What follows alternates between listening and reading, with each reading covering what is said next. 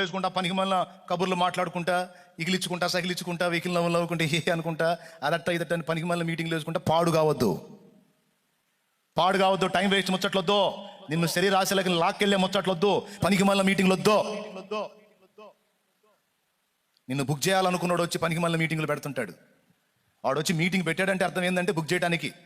అవసరం లేకపోయినా మాట్లాడుతుంటాడు, అవసరం లేకపోయినా సంభాషణ, అవసరం లేకపోయినా మాట్లాడుతూ ఉంటుంది.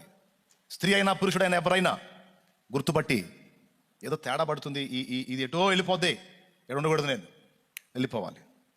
అసలు ఈ టైం నేను ఎందుకు ఇచ్చాను? దేవుడు చెప్పాడు కదా నన్ను ఖాళీగా ఉండొద్దని. ఇతగాడు వచ్చి నాతో మాట్లాడినంత గ్యాప్ నేను ఎందుకు ఇచ్చాను? ఈమె వచ్చి నాతో మాట్లాడినంత ఖాళీ నేను ఎందుకున్నాను? ఈ గ్యాప్ నన్ను కొంప ముంచిది కదా, ఉండకూడదు కదా. సేవకులు కూడా, హలో, దైవజనులకు ఎక్కువ